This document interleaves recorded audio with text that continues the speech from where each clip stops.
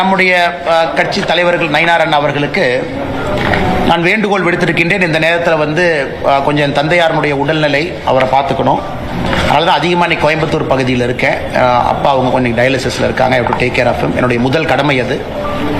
அதனால் இன்னைக்கு அந்த அடிப்படை வேலைகள் என்னால் செய்வதற்கான சாத்தியக்கூறுகள் இல்லை. என்னால் அதிகமாக டிராவல் பண்ண முடியாதுங்கிற வேண்டுகோளை வச்சிருக்கிறேன். கட்சியும் அதை ஏற்றுக்கிட்டு வேறு வேறு பொறுப்பாளர்களை ரீஅலோகேட் பண்ணுவாங்க. அதே நேரத்தில் பாரதிய ஜனதா கட்சி அடுத்த பிரச்சாரம் வேறு என்ன சொல்கிறாங்களோ அதற்கு நான் தயாராக இருக்கின்றேன், என்ன செய்யணும் அப்படின்னு.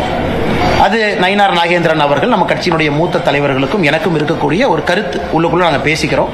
அதனால் கட்சிக்கு என்ன வேலை செய்யணும், கூட்டணிக்கு என்ன வேலை செய்யணும், நிற்கக்கூடிய பாரதிய ஜனதா கட்சியினுடைய வேட்பாளர்களுக்கு என்ன வேலை செய்யணும், நம்முடைய கூட்டணி கட்சி அனைத்து இந்திய அண்ணா திராவிட முன்னேற்ற கழகம் உட்பட எல்லா கட்சிகளுக்கும் என்ன வேலை செய்யணும் கட்சி சொல்லுதோ அந்த வேலையை செய்வோம். இப்போதைக்கு அதிகமாக டிராவல் பண்ண முடியாத சூழ்நிலை எனக்கு இருக்கு. அதனால் அதையும் கட்சி புரிஞ்சுக்கிட்டாங்க. சம்பந்தப்பட்ட நேரத்தில் என்ன வேலை, தேர்தல் நிற்பதா இல்லையா, இதெல்லாம் செய்யணுமான்னு கட்சி சொல்லட்டுங்கன்னா அதுக்கப்புறம் நான் பேசுறேன்.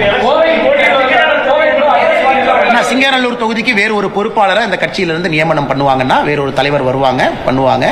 தமிழ்நாட்டினுடைய 6 இதுக்கும் பண்ணுவாங்க. ஆனா அதற்கான காலமும் சூழ்நிலையும் இன்னும் நிறைய இருக்கு. இன்னும் ஒரு 30-40 நாட்கள் இருக்கு. கட்சி என்ன சொல்லுது அப்படின்னு தெரிஞ்சுக்கிட்ட பிறகு உங்ககிட்ட நான் பேசுறேங்க. அண்ணா 2024 பாராளுமன்றத்தில் இங்க நான் நின்றுருக்கேன். அப்ப கோவை மக்களுக்கு பதில் சொல்ல நான் கடமைப்பட்டிருக்கிறேன். மக்கள் வீட்டுக்கு ஒரு பெட்டிஷனோடு வந்தால் இங்கே நான் அவைலபிளாக இருக்கணும்.